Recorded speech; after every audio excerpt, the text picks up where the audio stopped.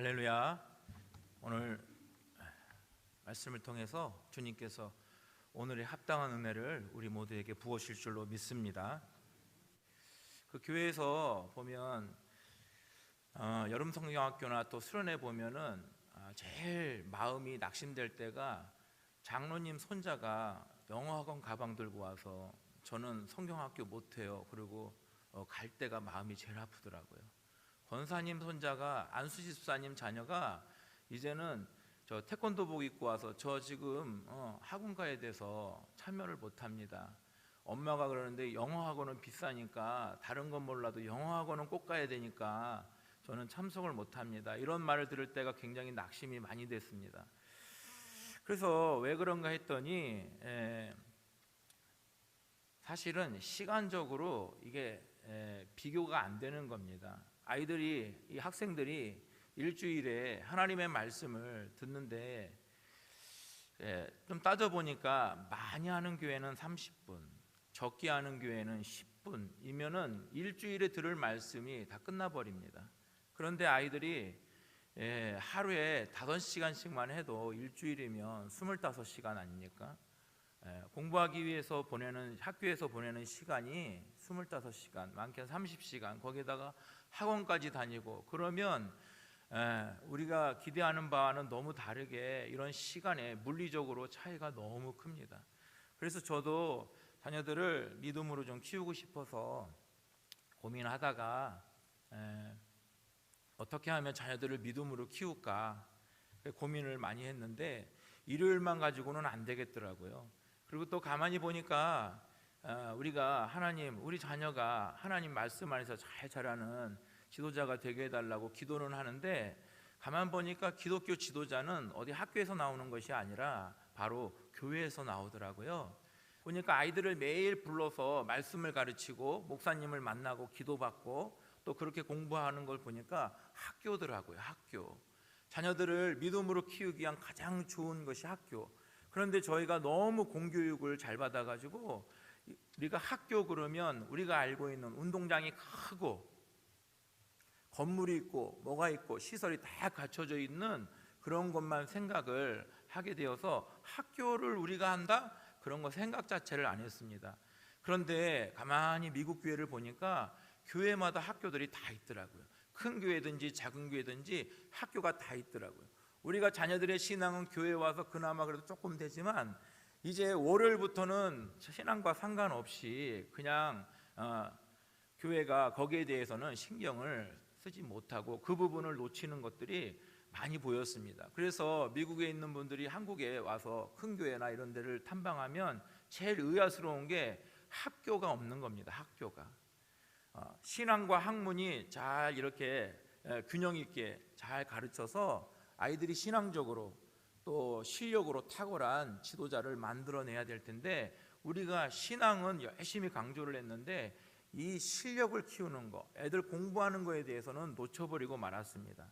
마치 이 나라가 우리의 자녀들을 정말 건강하게 잘 교육시켜 줄 거라고 하는 막연한 기대를 가지고 우리도 자랐고 또 지금도 자녀들을 그런 기대를 가지고 학교를 보내고 있습니다.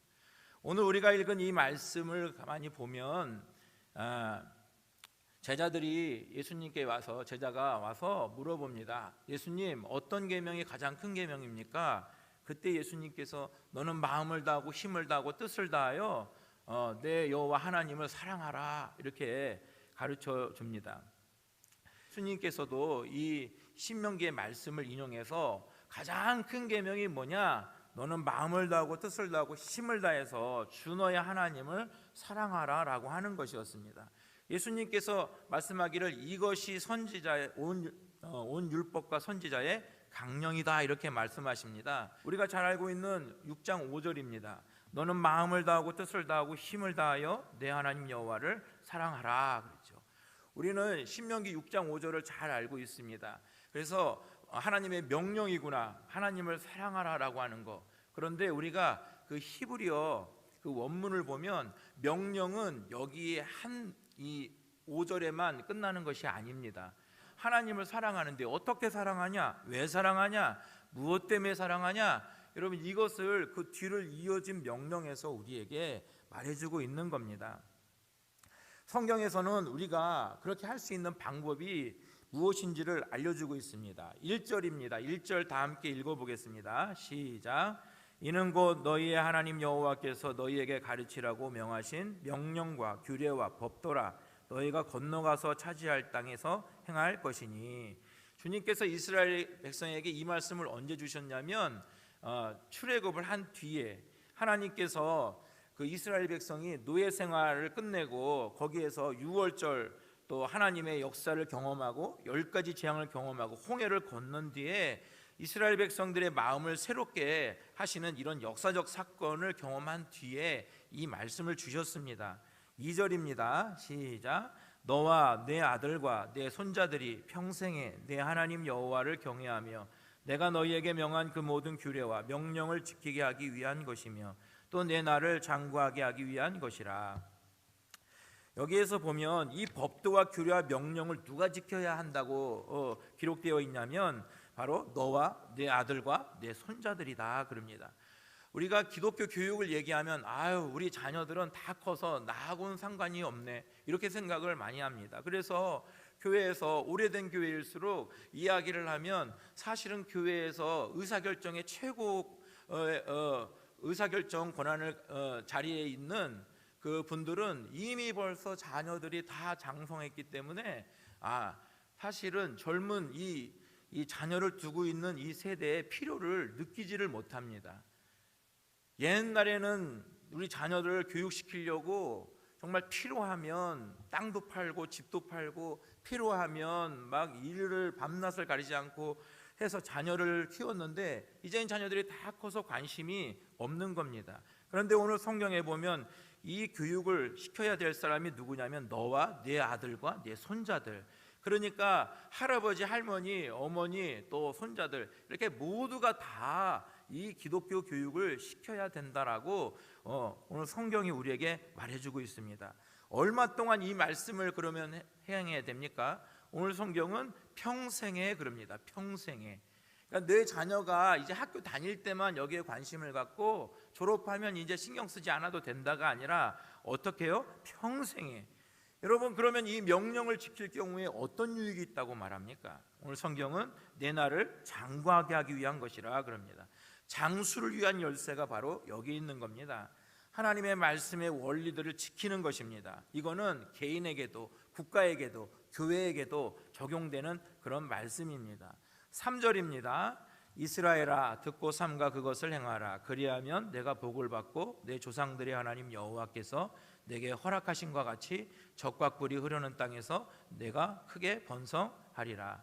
한 나라가 정치적으로, 문화적으로, 경제적으로, 군사적으로, 법적으로 또 문화적으로 강성해지기 위해서는 하나님의 말씀을 지키고 순종해야 된다라고 하는 말씀입니다. 우리가 하나님의 말씀을 따르지 않고는, 하나님의 말씀으로 돌아가지 않고는 행실을, 하나님 앞에 반대되는 행실을 멈춰야 한다라고 성경은 말하고 있습니다. 정리하면 성경 말씀은 우리 사회에, 우리 문화의 기초가 되어야 한다는 것입니다. 드디어 4절입니다. 자, 4절 5절 시작. 이스라엘아 들으라. 우리 하나님 여호와는 오직 유일한 여호와시니 너는 마음을 다하고 뜻을 다하고 힘을 다하여 네 하나님 여호와를 사랑하라. 여기 뭐라고 합니까? 마음을 다하고 뜻을 다하고 힘을 다하여 우리에게 하나님을 사랑하라 이렇게 명령하고 있습니다. 이어서 6절 우리에게 또 어떤 명령을 내리냐면 그리고 이렇게 되는 겁니다. 6절 시작. 오늘 내가 네게 명하는 이 말씀을 너는 마음에 새기고. 그러죠. 명령은 아주 분명합니다. 어떤 사람이 사람을 잘 알기 전까지는 사랑할 수가 없습니다. 아무리 사랑하려고 해도 그 사람을 알지 못하면 사랑할 수가 없는 겁니다. 우리가 하나님의 마음을 알고 하나님의 생각을 알고 하나님의 뜻을 알아야 하나님을 더 많이 사랑하죠. 하나님 사랑하기 원합니다 하는데 일주일 내내 성경 한 글자 안 읽으면 그분은 뭐예요? 그냥 말만 하는 거죠. 우리 크리스찬들이 뭐가 맨날 지적받아요? 저를 포함해서 말은 잘합니다. 말만 잘하는 게 문제입니다. 하나님 사랑한다고 말은 하는데 하나님을 알아야 그만큼 더 사랑할 거 아니겠습니까? 이것이 바로 하나님과 친밀해지는 그런 바로 명령인 것입니다. 그래서 성경은 끊임없이 말하죠. 너는 하나님을 사랑하라. 그런데 어떻게 해요? 그 말씀을, 하나님의 말씀을 마음에 새겨라, 그렇게 말씀하죠. 자, 7절입니다. 시작. 내 자녀에게 부지런히 가르치며 집에 앉아 있을 때에든지 길을 갈 때에든지 누워 있을 때에든지 일어날 때든지 이 말씀을 강론할 것이며.